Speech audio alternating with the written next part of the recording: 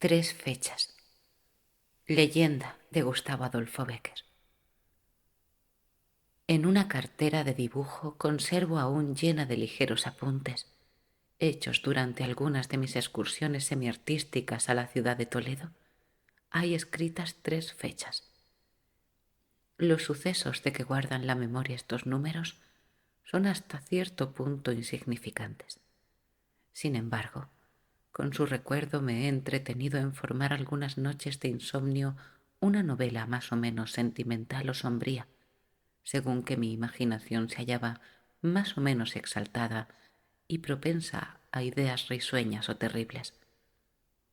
Si a la mañana siguiente de uno de estos nocturnos y extravagantes delirios hubiera podido escribir los extraños episodios de las historias imposibles que forjo antes de que se cierren del todo mis párpados, esas historias, cuyo vago desenlace flota por último, indeciso en ese punto que separa la vigilia del sueño, seguramente formarían un libro disparatado, pero original y acaso interesante.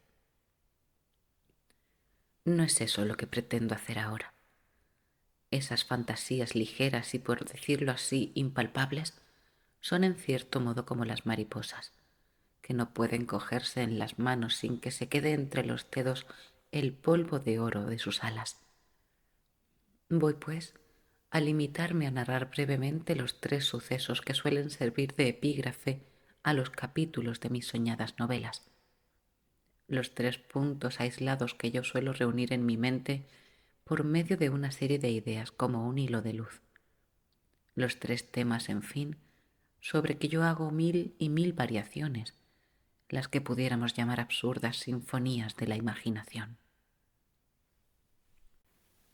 Hay en Toledo una calle estrecha, torcida y oscura, que guarda tan fielmente la huella de las 100 generaciones que en ella han habitado, que habla con tanta elocuencia a los ojos del artista y le revela tantos secretos puntos de afinidad entre las ideas y las costumbres de cada siglo, con la forma y el carácter especial impreso en sus obras más insignificantes, que yo cerraría sus entradas con una barrera y pondría sobre la barrera un cartejón con este letrero: en nombre de los poetas y de los artistas, en nombre de los que sueñan y de los que estudian, se prohíbe a la civilización que toque a uno solo de estos ladrillos con su mano demoledora y prosaica. Da entrada a esta calle por uno de sus extremos un arco macizo, achatado y oscuro, que sostiene un pasadizo cubierto. En su clave hay un escudo, roto ya y carcomido por la acción de los años, en el cual crece la hiedra, que agitada con el aire flota sobre el casco que lo corona como un penacho de pluma. Debajo de la bóveda y enclavado en el muro se ve un retablo con su lienzo ennegrecido e imposible de descifrar, su marco dorado y churrigueresco, su farolillo pendiente de un cordel y sus votos de cera. Más allá de este arco que baña con su sombra aquel lugar, dándole un tinte de misterio y tristeza indescriptible, se prolongan a ambos lados dos hileras de casas oscuras, desiguales y extrañas, cada cual de su forma, sus dimensiones y su color. Unas están construidas de piedras toscas y desiguales, sin más adornos que algunos blasones groseramente esculpidos sobre la portada. Otras son de ladrillo y tienen un arco árabe que les sirve de ingreso, 2 o 3 ajimeces abiertos a capricho en un paredón agrietado y un mirador que termina en una alta veleta.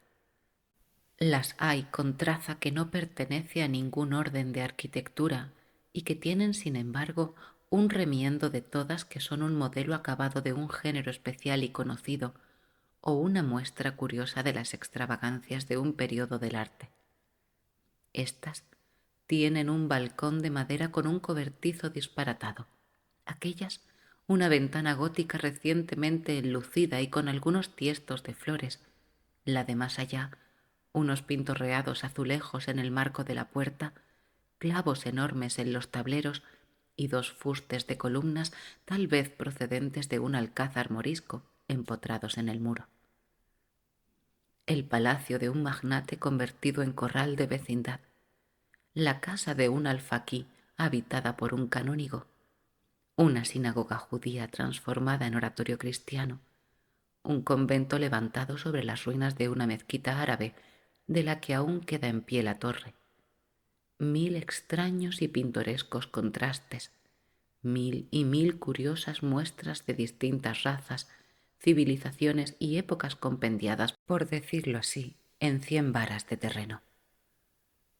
He aquí todo lo que se encuentra en esta calle, calle construida en muchos siglos, calle estrecha, deforme, oscura y con infinidad de revueltas, donde cada cual al levantar su habitación tomaba un saliente, dejaba un rincón o hacía un ángulo con arreglo a su gusto, sin consultar el nivel, la altura ni la regularidad.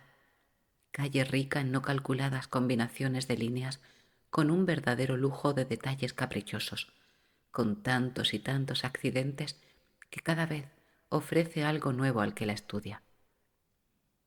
Cuando por primera vez fui a Toledo, mientras me ocupé en sacar algunos apuntes de San Juan de los Reyes, tenía precisión de atravesarla todas las tardes para dirigirme al convento desde la posada con honores de fonda en que me había hospedado. Casi siempre la atravesaba de un extremo a otro, sin encontrar en ella una sola persona, sin que turbase su profundo silencio otro ruido que el ruido de mis pasos, sin que detrás de las celosías de un balcón, del cancel de una puerta o la rejilla de una ventana viese, ni aun por casualidad, el arrugado rostro de una vieja curiosa o los ojos negros y rasgados de una muchacha toledana. Algunas veces me parecía cruzar por en medio de una ciudad desierta, abandonada por sus habitantes desde una época remota.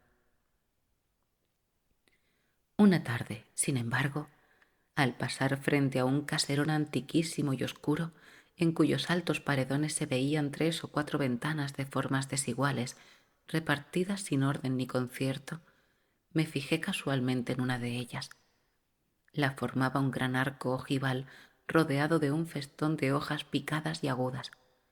El arco estaba cerrado por un ligero tabique recientemente construido y blanco como la nieve, en medio del cual se veía, como contenida en la primera, una pequeña ventana con un marco y sus hierros verdes, una maceta de campanillas azules, cuyos tallos subían a enredarse por entre las labores de granito, y unas vidrieras con sus cristales emplomados y su cortinilla de una tela blanca, ligera y transparente.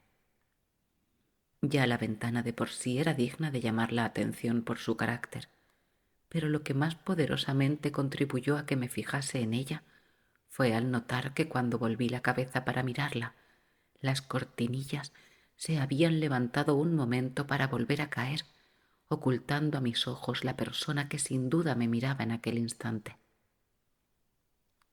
Seguí mi camino preocupado con la idea de la ventana, o mejor dicho, de la cortinilla, o más claro todavía, de la mujer que la había levantado, porque indudablemente a aquella ventana tan poética, tan blanca, tan verde, tan llena de flores, sólo una mujer podía asomarse, y cuando digo una mujer, entiéndase que se supone joven y bonita. Pasé otra tarde, pasé con el mismo cuidado. Apreté los tacones, aturdiendo la silenciosa calle con el ruido de mis pasos que repetían, respondiéndose 2 o 3 ecos. Miré a la ventana y la cortinilla se volvió a levantar. La verdad es que realmente detrás de ella no vi nada, pero con la imaginación me pareció descubrir un bulto, el bulto de una mujer, en efecto. Aquel día me distraje 2 o 3 veces dibujando, y pasé otros días, y siempre que pasaba, la cortinilla se levantaba de nuevo, permaneciendo así hasta que se perdía el ruido de mis pasos, y yo desde lejos volvía a ella por última vez los ojos. Mis dibujos adelantaban poca cosa. En aquel claustro de San Juan de los Reyes, en aquel claustro tan misterioso y bañado en triste melancolía, sentado sobre el roto capitel de una columna, la cartera sobre las rodillas, el codo sobre la cartera y la frente entre las manos, al rumor del agua que corre allí con un murmullo incesante, al ruido de las hojas del agreste y abandonado jardín que agitaba la brisa del crepúsculo. ¿Cuánto no soñaría yo con aquella ventana y aquella mujer? Yo la conocía, ya sabía cómo se llamaba y hasta cuál era el color de sus ojos. La miraba cruzar por los extensos y solitarios patios de la antiquísima casa, alegrándolos con su presencia como el rayo del sol que dora unas ruinas. Otras veces me parecía verla en un jardín con unas tapias muy altas y muy oscuras, con unos árboles muy corpulentos y añosos que debía de haber allá en el fondo de aquella especie de palacio gótico donde vivía, coger flores y sentarse sola en un banco de piedra y allí suspirar mientras las deshojaba pensando en, ¿quién sabe? ¿Acaso en mí? ¿Qué digo acaso? En mí seguramente. Cuántos sueños, cuántas locuras, cuánta poesía despertó en mi alma aquella ventana mientras permanecí en Toledo. Pero transcurrió el tiempo que había de permanecer en la ciudad. Un día, pesaroso y cabizbajo, guardé todos mis papeles en la cartera. Me despedí del mundo de las quimeras y tomé un asiento en el coche para Madrid. Antes de que se hubiera perdido en el horizonte la más alta de las torres de Toledo, saqué la cabeza por la portezuela para verla otra vez y me acordé de la calle. Tenía aún la cartera bajo el brazo y al volverme a mi asiento, mientras doblábamos la colina que ocultó de repente la ciudad a mis ojos, saqué el lápiz y apunté una fecha. Es la primera de las 3, a la que yo llamo la fecha de la ventana. Al cabo de algunos meses volví a encontrar ocasión de marcharme de la corte por 3 o 4 días. Limpié el polvo a mi cartera de dibujo, me la puse bajo el brazo y, provisto de una mano de papel, media docena de lápices y unos cuantos napoleones, deplorando que aún no estuviese concluida la línea férrea, me encajoné en un vehículo para recorrer en sentido inverso los puntos en que tiene lugar la célebre comedia de Tirso desde Toledo a Madrid. Ya instalado en la histórica ciudad, me dediqué a visitar de nuevo los sitios que más me llamaron la atención en mi primer viaje y algunos otros que aún no conocía sino de nombre.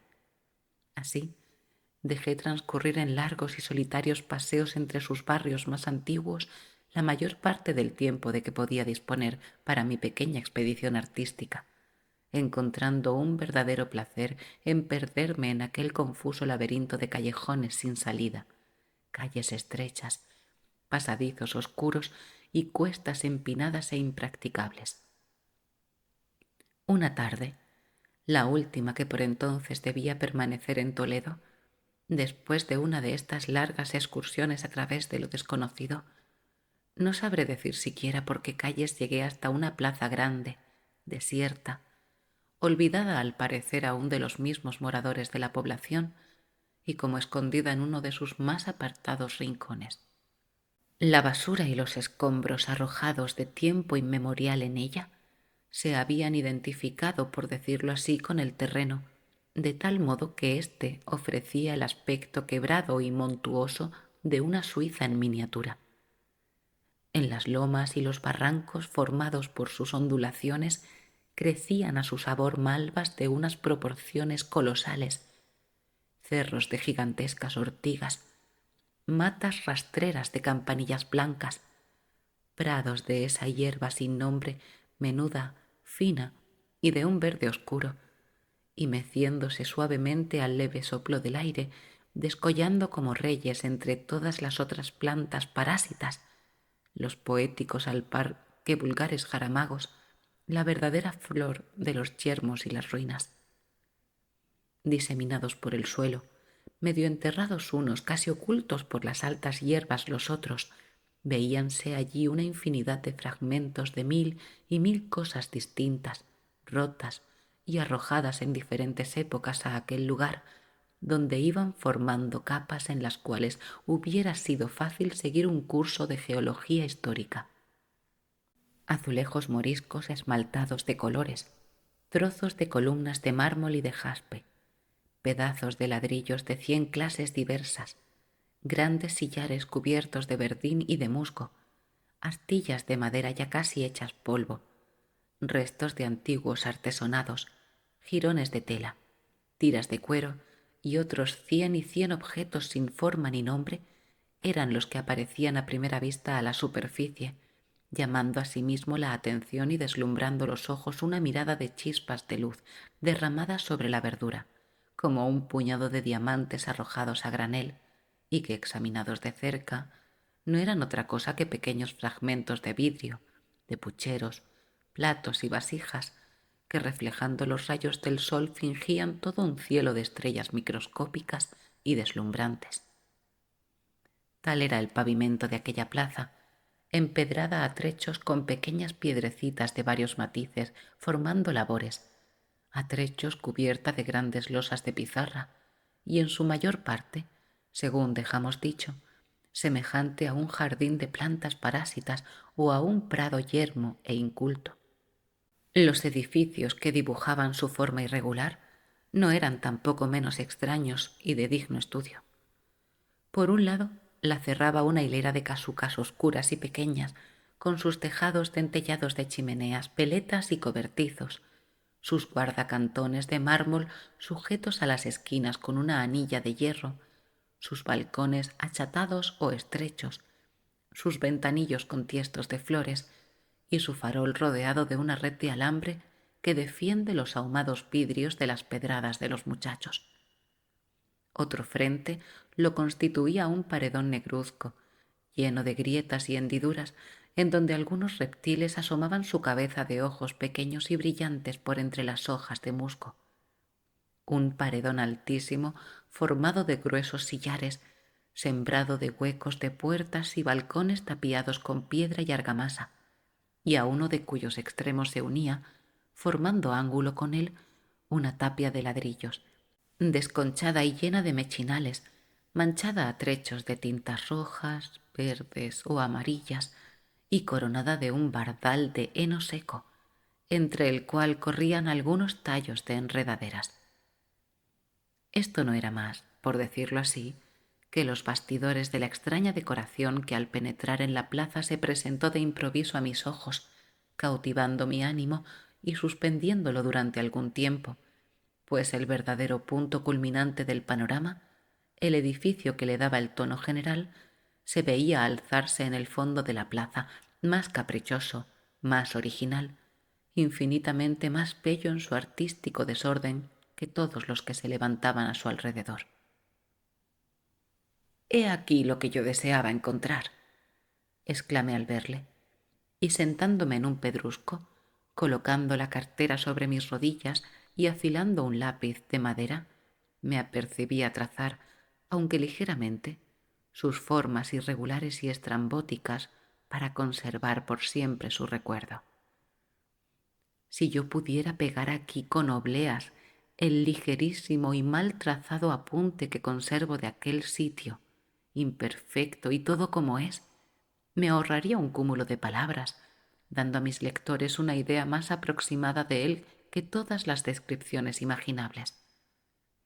Ya que no puede ser así, trataré de pintarlo del mejor modo posible, a fin de que leyendo estos renglones puedan formarse una idea remota, si no de sus infinitos detalles, al menos de la totalidad de su conjunto. Figuraos un palacio árabe, con sus puertas en forma de herradura, sus muros engalanados con lilas hileras de arcos que se cruzan 100 y 100 veces entre sí y corren sobre una franja de azulejos brillantes. Aquí se ve el hueco de un ajimez partido en dos por un grupo de esbeltas columnas y encuadrado en un marco de labores menudas y caprichosas.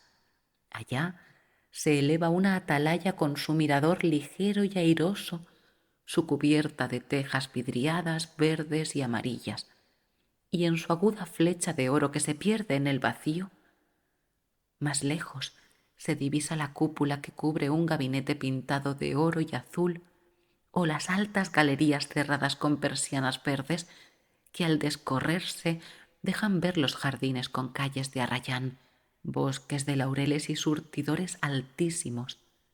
Todo es original, todo armónico, aunque desordenado. Todo deja entrever el lujo y las marañas de su interior. Todo deja adivinar el carácter y las costumbres de sus habitadores. El opulento árabe que poseía ese edificio lo abandona al fin. La acción de los años comienza a desmoronar sus paredes, a deslustrar los colores y a corroer hasta los mármoles.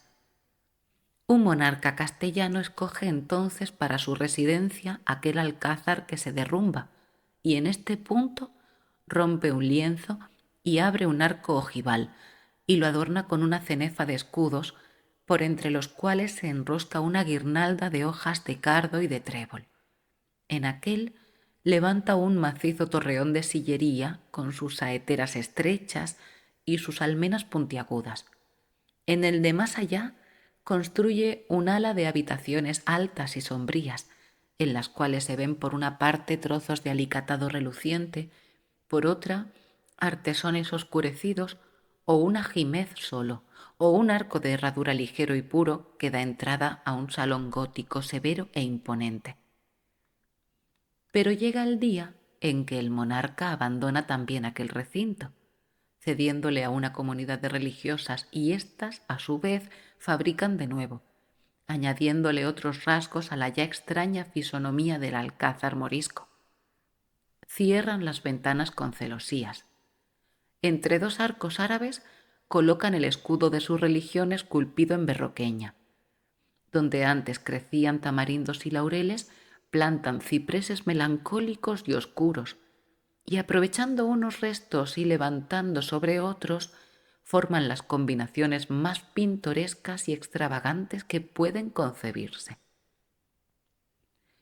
Sobre la portada de la iglesia, en donde se ven como envueltos en el crepúsculo misterioso en que los bañan las sombras de sus doseles, una andanada de santos, ángeles y vírgenes, a cuyos pies se retuercen entre las hojas de acanto, sierpes, vestigios y endriagos de piedra, se mira elevarse un minarete esbelto y afiligranado con labores moriscas. Junto a las saeteras del murallón, cuyas almenas están ya rotas, ponen un retablo y tapian los grandes huecos con tabiques cuajados de pequeños agujeritos y semejantes a una tabla de ajedrez. Colocan cruces sobre todos los picos y fabrican por último un campanario de espadaña con sus campanas que tañen melancólicamente noche y día llamando a la oración, campanas que voltean al impulso de una mano invisible, campanas cuyos sonidos lejanos arrancan a veces lágrimas de involuntaria tristeza.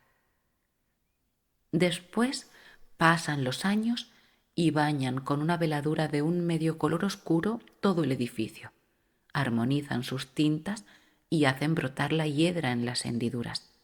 Las cigüeñas cuelgan su nido en la veleta de la torre, los vencejos en el ala de los tejados, las golondrinas en los doseles de granito, y el búho y la lechuza escogen para su guarida los altos mechinales desde donde en las noches tenebrosas asustan a las viejas crédulas y a los atemorizados chiquillos con el resplandor fosfórico de sus ojos redondos y sus silbos extraños y agudos.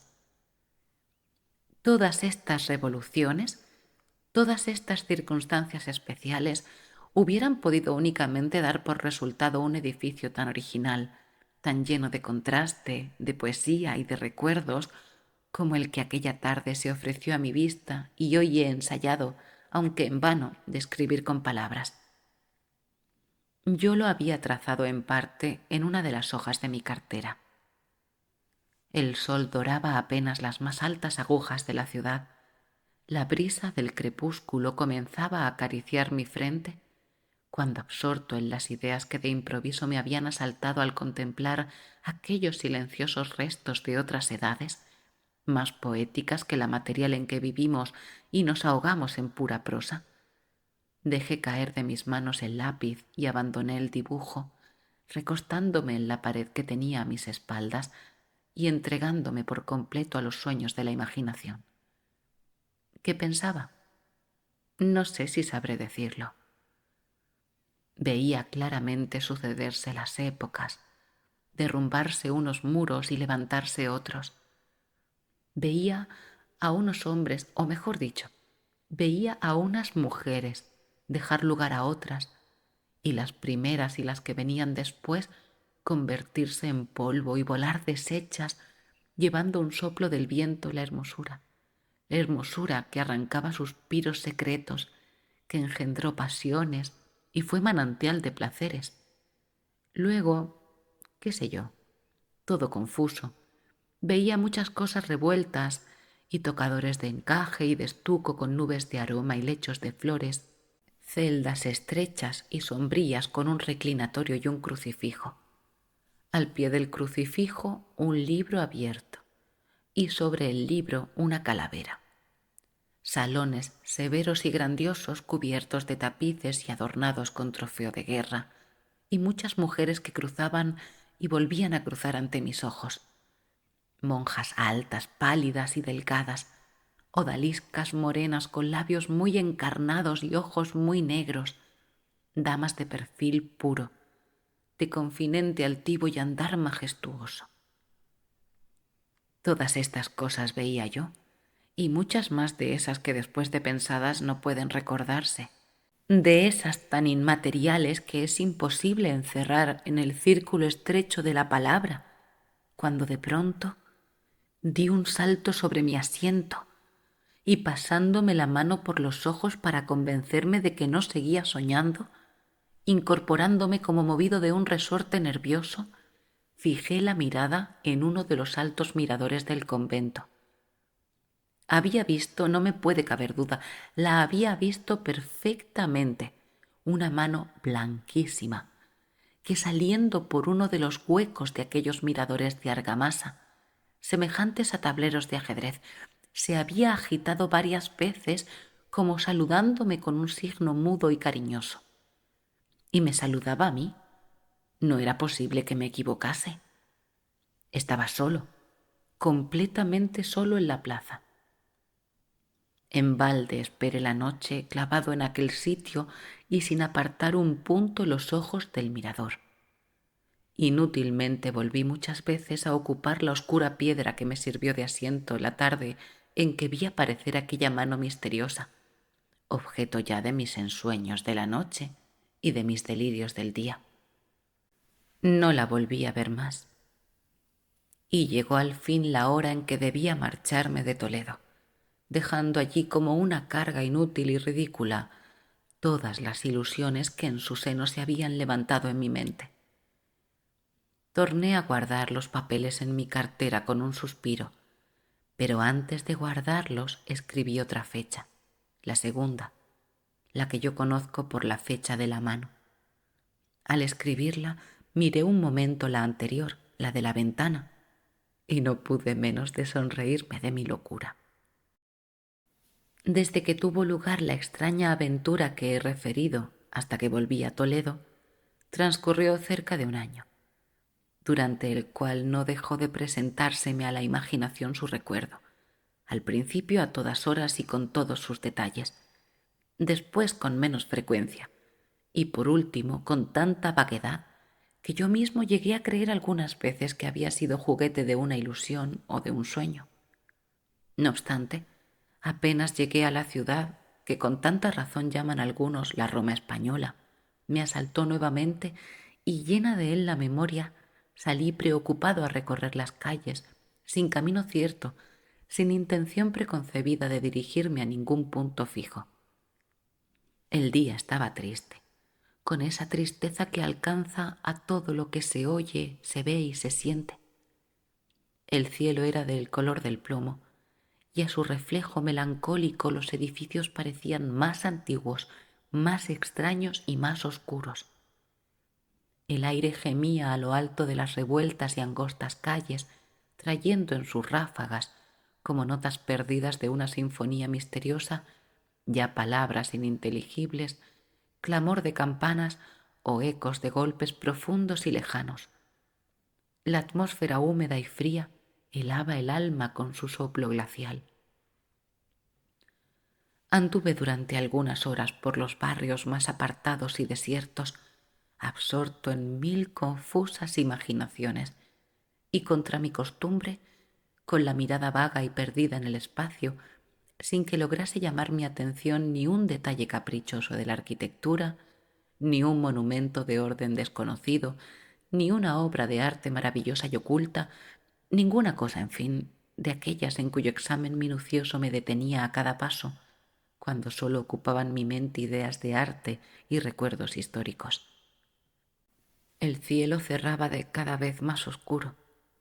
El aire soplaba con más fuerza y más ruido, y había comenzado a caer en gotas menudas una lluvia de nieve deshecha, finísima y penetrante, cuando sin saber por dónde, pues ignoraba aún el camino, y como llevado allí por un impulso al que no podía resistirme, impulso que me arrastraba misteriosamente al punto a que iban mis pensamientos, me encontré en la solitaria plaza que ya conocen mis lectores. Al encontrarme en aquel lugar salí de la especie de letargo en que me hallaba sumido, como si me hubiesen despertado de un sueño profundo con una violenta sacudida. Tendí una mirada a mi alrededor. Todo estaba como yo lo dejé. Digo mal, estaba más triste. Ignoro si la oscuridad del cielo, la falta de verdura o el estado de mi espíritu era la causa de esta tristeza. Pero la verdad es que desde el sentimiento que experimenté al contemplar aquellos lugares por la vez primera, hasta el que me impresionó entonces, había toda la distancia que existe desde la melancolía a la amargura. Contemplé por algunos instantes el sombrío convento, en aquella ocasión más sombrío que nunca a mis ojos, y ya me disponía a alejarme cuando hirió mis oídos el son de una campana de voz cascada y sorda que tocaba pausadamente mientras le acompañaba, formando contraste con ella, una especie de esquiloncillo que comenzó a voltear de pronto con una rapidez y un tañido tan grave y continuado que parecía como acometido de un vértigo. Nada más extraño que aquel edificio, cuya negra silueta se dibujaba sobre el cielo como la de una roca erizada de 1000 y 1000 picos caprichosos, hablando con sus lenguas de bronce por medio de las campanas que parecían agitarse al impulso de seres invisibles, una como llorando con sollozos ahogados, la otra como riendo con carcajadas estridentes semejantes a la risa de una mujer loca. A intervalos y confundidas con el atolondrador ruido de las campanas, creía percibir también notas confusas de un órgano y palabras de un cántico religioso y solemne.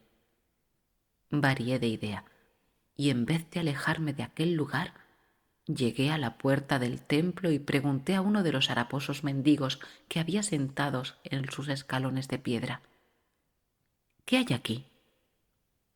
Una toma de hábito, me contestó el pobre, interrumpiendo la oración que murmuraba entre dientes, para continuarla después, aunque no sin haber besado antes la moneda de cobre que puse en su mano al dirigirle mi pregunta. Jamás había presenciado esta ceremonia. Nunca había visto tampoco el interior de la iglesia del convento. Ambas consideraciones me impulsaron a penetrar en su recinto. La iglesia era alta y oscura. Formaban sus naves 2 filas de pilares compuestos de columnas delgadas reunidas en un haz que descansaban en una base ancha y octógona, y de cuya rica coronación de capiteles partían los arranques de las robustas ojivas. El altar mayor estaba colocado en el fondo, bajo una cúpula de estilo del Renacimiento, cuajada de angelones con escudos, grifos cuyos remates fingían profusas hojarascas, cornisas con molduras y florones dorados y dibujos caprichosos y elegantes. En torno a las naves se veía una multitud de capillas oscuras, en el fondo de las cuales ardían algunas lámparas, semejantes a estrellas perdidas en el cielo de una noche oscura. Capillas de una arquitectura árabe, gótica o churrigueresca, unas cerradas con magníficas verjas de hierro, otras con humildes barandales de madera, estas sumidas en las tinieblas con una antigua tumba de mármol delante del altar, aquellas profusamente alumbradas con una imagen vestida de relumbrones y rodeada de votos de plata y cera con lacitos de cinta de colorines. Contribuía a dar un carácter más misterioso a toda la iglesia, completamente armónica en su confusión y su desorden artístico con el resto del convento, la fantástica claridad que la iluminaba.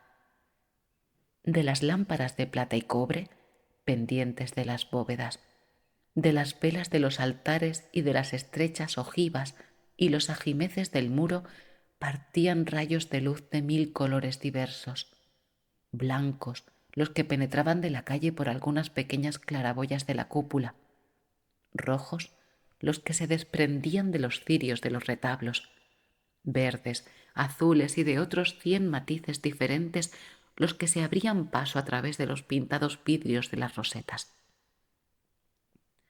Todos estos reflejos, insuficientes a inundar con la bastante claridad aquel sagrado recinto, parecían como que luchaban confundiéndose entre sí en algunos puntos, mientras que otros los hacían destacar con una mancha luminosa y brillante sobre los fondos velados y oscuros de las capillas. A pesar de la fiesta religiosa que allí tenía lugar, los fieles reunidos eran pocos. La ceremonia había comenzado hacía bastante tiempo y estaba a punto de concluir. Los sacerdotes que oficiaban en el altar mayor bajaban en aquel momento a las gradas cubiertas de alfombras, envueltos en una nube de incienso azulado que se mecía lentamente en el aire para dirigirse al coro, en donde se oía a las religiosas entonar un salmo. Yo también me encaminé hacia aquel sitio con el objeto de asomarme a las dobles rejas que lo separaban del templo. No sé, me pareció que había de conocer en la cara a la mujer de quien solo había visto un instante la mano. Y abriendo desmesuradamente los ojos y dilatando la pupila, como queriendo prestarle mayor fuerza y lucidez, la clavé en el fondo del coro. Afán inútil. A través de los cruzados hierros muy poco o nada podía verse. Como unos fantasmas blancos y negros que se movían entre las tinieblas contra las que luchaba en vano el escaso resplandor de algunos cirios encendidos. Una prolongada fila de sitiales altos y puntiagudos, coronados de doseles, bajo los que se adivinaban, veladas por la oscuridad, las confusas formas de las religiosas, vestidas de luengas ropas talares. Un crucifijo, alumbrado por 4 velas que se destacaba sobre el sombrío fondo del cuadro, como esos puntos de luz que en los lienzos de Rembrandt hacen más palpables las sombras. He aquí cuanto pude distinguir desde el lugar que ocupaba. Los sacerdotes, cubiertos de sus capas pluviales bordadas de oro, precedidos de unos acólitos que conducían una cruz de plata y 2 ciriales, y seguidos de otros que agitaban los incensarios perfumando el ambiente, atravesando por en medio de los fieles que besaban sus manos y las orlas de sus vestiduras, llegaron al fin a la reja del coro. Hasta aquel momento no pude distinguir entre las otras sombras confusas cuál era la de la Virgen que iba a consagrarse al Señor.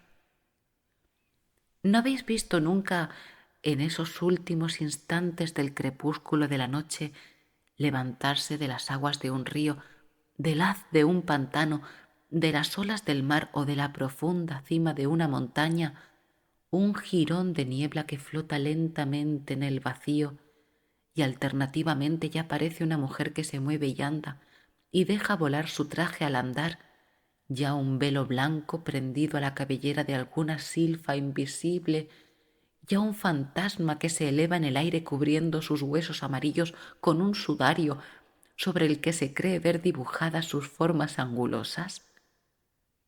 Pues una alucinación de ese género experimenté yo al mirar adelantarse hacia la reja, como desasiéndose del fondo tenebroso del coro, aquella figura blanca, alta y ligerísima. El rostro no se lo podía ver. vino a colocarse perfectamente delante de las velas que alumbraban el crucifijo y su resplandor, formando como un nimbo de luz alrededor de su cabeza, la hacía resaltar por oscuro, bañándola en una dudosa sombra. Reinó un profundo silencio. Todos los ojos se fijaron en ella y comenzó la última parte de la ceremonia. La abadesa, murmurando algunas palabras ininteligibles, palabras que a su vez repetían los sacerdotes con voz sorda y profunda, le arrancó de las sienes la corona de flores que la ceñía y la arrojó lejos de sí. Pobres flores. Eran las últimas que había de ponerse aquella mujer, hermana de las flores como todas las mujeres. Después la despojó del velo, y su rubia cabellera se derramó como una cascada de oro sobre sus espaldas y sus hombros, que sólo pudo cubrir un instante, porque enseguida comenzó a percibirse, en mitad del profundo silencio que reinaba entre los fieles, un chirrido metálico y agudo que crispaba los nervios, y la magnífica cabellera se desprendió de la frente que sombreaba y rodaron por su seno y cayeron al suelo después aquellos rizos que el aire perfumado habría besado tantas veces. La abadesa tornó a murmurar las ininteligibles palabras. Los sacerdotes las repitieron y todo quedó de nuevo en silencio en la iglesia. Solo de cuando en cuando se oían a lo lejos como unos quejidos largos y temerosos. Era el viento que zumbaba estrellándose en los ángulos de las almenas y los torreones y estremecía al pasar los vidrios de color de las ojivas. Ella estaba inmóvil, inmóvil y pálida como una virgen de piedra arrancada del nicho de un claustro gótico, y la despojaron de las joyas que le cubrían los brazos y la garganta, y la desnudaron por último de su traje nupcial, aquel traje que parecía hecho para que un amante rompiera sus broches con mano trémula de emoción y cariño. El esposo místico aguardaba a la esposa. ¿Dónde? Más allá de la muerte, abriendo sin duda la losa del sepulcro y llamándola a traspasarlo, como traspasa la esposa tímida el umbral del santuario de los amores nupciales, porque ella cayó al suelo desplomada como un cadáver. Las religiosas arrojaron como si fuese tierra sobre su cuerpo puñados de flores, entonando una salmodia tristísima. Se alzó un murmullo de entre la multitud y los sacerdotes con sus voces profundas y huecas comenzaron el oficio de difuntos, acompañados de esos instrumentos que parece que lloran, aumentando el hondo temor que inspiran de por sí las terribles palabras que pronuncian. De profundis clamavi ad te, decían las religiosas desde el fondo del coro con voces plañideras y dolientes. Dies irae, dies illa, le contestaban los sacerdotes con eco atronador y profundo, y en tanto las campanas tañían lentamente tocando a muerto, y de campanada a campanada se oía vibrar el bronce con un zumbido extraño y lúgubre. Yo estaba conmovido, aterrado. Creía presenciar una cosa sobrenatural, sentir como que me arrancaban algo preciso para mi vida y que a mi alrededor se formaba el vacío. Pensaba que acababa de perder algo, como un padre, una madre o una mujer querida, y sentía ese inmenso desconsuelo que deja la muerte por donde pasa, desconsuelo sin nombre que no se puede pintar y que sólo pueden concebir los que lo han sentido. Aún estaba clavado en aquel lugar con los ojos extraviados, tembloroso y fuera de mí, cuando la nueva religiosa se incorporó del suelo. La abadesa le vistió el hábito. Las monjas tomaron en sus manos velas encendidas y formando dos largas hileras la condujeron como en procesión hacia el fondo del coro. Allí, entre las sombras, vi brillar un rayo de luz. Era la puerta claustral que se había abierto. Al poner el pie bajo su dintel, La religiosa se volvió por la vez última hacia el altar. El resplandor de todas las luces la iluminó de pronto y pude verle el rostro. Al mirarlo tuve que ahogar un grito. Yo conocía a aquella mujer. No la había visto nunca, pero la conocía de haberla contemplado en sueños. Era uno de esos seres que adivina el alma o los recuerda acaso de otro mundo mejor, del que al descender a éste algunos no pierden del todo la memoria. Di 2 pasos adelante. Quise llamarla, quise gritar, no sé, me acometió como un vértigo, pero en aquel instante la puerta claustral se cerró para siempre.